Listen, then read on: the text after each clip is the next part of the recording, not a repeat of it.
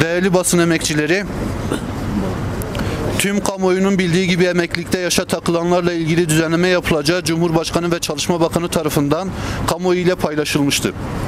Uzun yıllardır yaşanan mağduriyeti anlatmak için onlarca miting ve benzeri eylemler gerçekleştiren EYT Mağduru Dernekler Federasyonu ile Muhalefet Partisi ve Konfederasyonumuz KESK de dahil olmak üzere bu konuyu gündemden düşürmemiş ve sonunda seçim arifesinde iktidar önceden inkar ettikleri bu sorunla ilgili adım atmak zorunda kalmıştır. 1 Ocağı 3 gün kala yapılan açıklamanın SGK il müdürlükleri önünde uzun kuyruklara neden olduğunu televizyonlardan ve gazetelerden hepimiz gördük.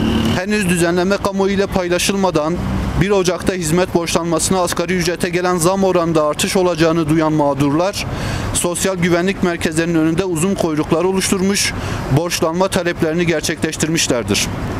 Bu durum dahi SGK emekçilerin iş yükünü 2-3 kat arttırırken, emeklilik taleplerinin başlamasıyla beraber olacak iş yükünün nasıl olacağını, nelerle karşılaşacağını hem SGK emekçileri hem de talepte bulunan sigortalılar büyük bir kaygı ile beklemektedir. Sosyal Güvenlik Kurumu yılda ortalama 400.000 civarında emeklilik işlemi gerçekleştirmektedir. Ancak Sayın Çalışma Bakanı'nın açıklamasına göre EYT düzenlemesiyle 2,5 milyon kişinin bundan faydalanacağı açıklaması yapılmıştır. İlk başta açıklanan 5.000 prim gün vaadinin değişmesiyle kapsamın ne olacağı da ayrı bir merak konusudur. Bu durumda oluşacak yoğunluğun mevcut personelle karşılanması çok büyük bir sıkıntıya neden olacaktır. Sürekli çıkarılan vergi ve prim aflarıyla beraber diğer işlerini de yetiştirmek üzere zaten gece gündüz demeden çalışan SGK emekçisi artık yeter diyor. Sosyal Güvenlik Kurumu personeli kamu kurumları arasında en düşük ücretle çalıştırılmaktadır. Tamamı KPSS ile yıllarca hazırlanarak atanmış olan personel açlık sınırının altında bir ücretle 85 milyon vatandaşa hizmet etmektedir.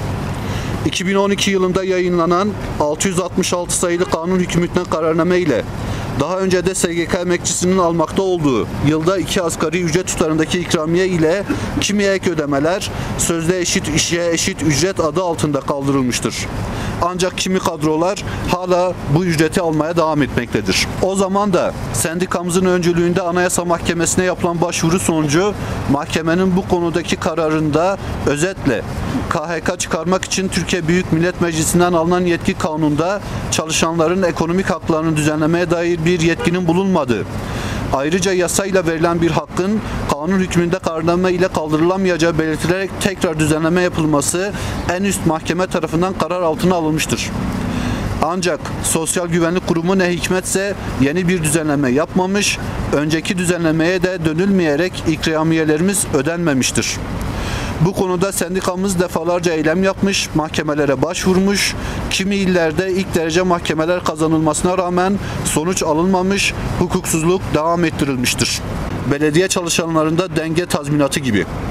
SGK doğumdan ölüme tüm vatandaşlarımıza hizmet vermekte olup mevzuat yoğunluğu ve iş yükü açısından en yoğun kurumlardan biridir.